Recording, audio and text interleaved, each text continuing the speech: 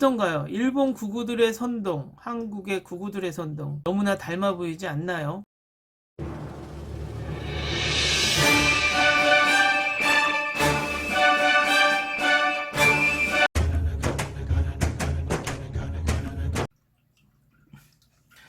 안녕하세요. 정치를 품격 있게 풀어드리는 정치클래스TV의 심상만입니다. 오늘은 일본의 한 기사 내용으로 본 일본 극우의 인식과 한국 극우의 인식으로 세상의 중심에서 음모를 만들다라는 주제로 이야기를 해보겠습니다. 문재인 정부가 코로나19의 대승으로 기고만장해서 이제는 일본은 안중에도 없다라는 기사입니다.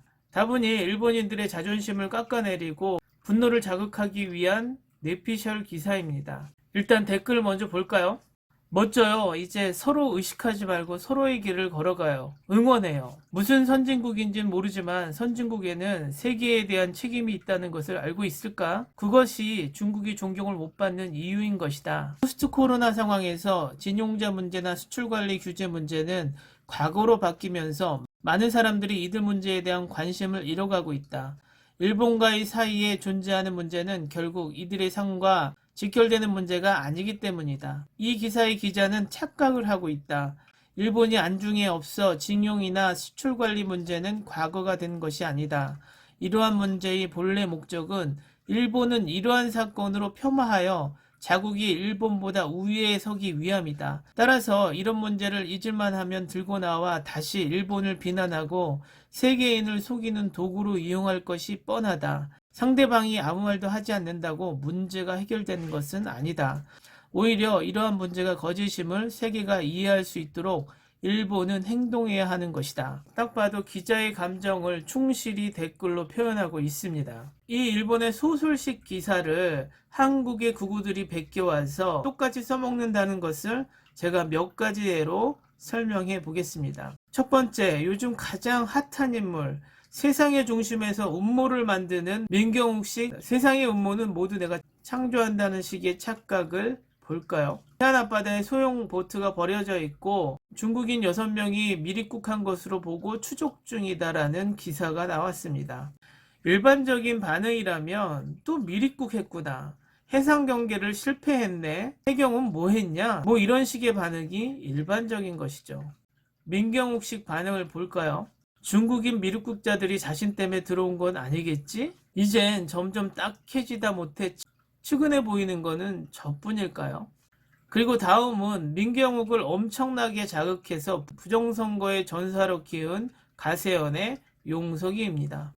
용석이는 세상의 거짓말은 내가 아닌 카더라이다.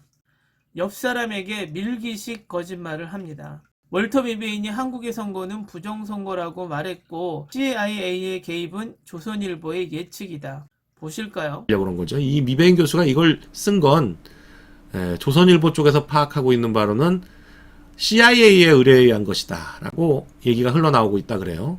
뭐 저도 그렇게 짐작은 합니다. 한국의 2020년 총선도 부정선거로 판정을 했는데 어떤 결과가 나올지는 이제 여러분들이. 일본의 정훈 교수는 월터 미베인에게 의뢰는 안 했지만 자료는 넘겨줬다. 이 뭔 개소리야! 월터 미베인이 한국의 선거를 부정선거라고 단정지었다. 확인해 볼까요? It can be fooled in the sense that it can detect things that it says are frauds that probably are not frauds. So even though the word frauds appears because it comes from the history of this model, it may not be frauds in any real world bad actor kind of sense. 월터 미베이는 누차 인터뷰에서 부정선거라고 단정 지을 수 없고 부정이라는 단어는 자신의 프로그램 속의 용어일 뿐이다. 그것을 부정선거라고 이야기할 수 없다라고 누차 이야기를 했습니다. 그런데 용석이는 월터 미베인이 무조건 부정선거라고 이야기를 했다라고 선동을 하고 있죠. 다음은 서인인식, 데이터가 없거나 작은 것을 부풀려서 일반화된 것처럼 허공 속에 가상을 만들어서 거짓말로 선동하는 모습입니다. 아들이 전교조 선생이랑 김제동 강연 같은 거 보면서 점점 이상해져서 고민이에요. 내 딸이 대학 가서 이상한 선배들 따라다니더니 무슨 페미니 뭐니 이상한 집회 시위 나가는데 얘를 도대체 어떻게 하면 좋을까요? 제 아들이 이승만, 박정희가 마치 악마인 줄 아는데 얘한테 진실을 어떻게 하면 가르쳐줄 수가 있을까요? 원래 이게 일반적인 구도였다니까. 그동안은 이 구도가 상식이었다고. 근데 요즘은 이 상식이 점점 뒤집어지고 있네. 요즘 윤서인한테 메시지를 보내는 쪽은 그동안과는 반대로 왼쪽 사상에 심취해 있는 부모님에게 어떻게 하면 진실을 알려드릴 수 있는지를 물어보는 자녀들이야. 아버지가 대깨문이셔서 너무 힘듭니다. 엄마가 맘카페 활동을 하시는데 어떡하죠? 저희 부모님은 맨날 1번만 찍으셔서 고민이에요. 이제는 오히려 이런 10대부터 20대, 30대 청년들이 거짓에 선동되지 않은 계층이 됐고 그 위로 부모 세대들, 특히 내 또래들, 70년대 태생들이랑 586 노답충들 이런 계층이 사회의 중장년층을 형성하면서 나라를 아주 도탄에 빠뜨리고 있어. 자신에게 질문을 엄청나게 한다. 그런데 데이터는 보여주지 않고 그냥 내가 말했으니 믿어 란 식으로 이야기를 끌고 갑니다. 지난번 제가 증명해준 영상이 있죠. 한번 보실까요? 지난 영상 올리고 나서 제일 많이 들은 얘기가 뭔지 알아?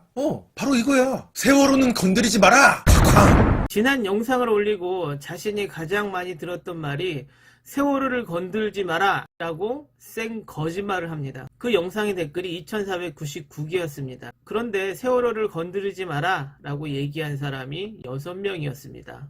그것도 비슷한 뉘앙스를 포함해서 말이죠. 2499개의 댓글 중 가장 많았던 댓글은 대충 봐도 제가 정치클래스TV 65회에 다룬 2018년 사건을 2020년 4.15 총선에 이용하려고 조롱하는 세월호 텐트가 가장 많았습니다.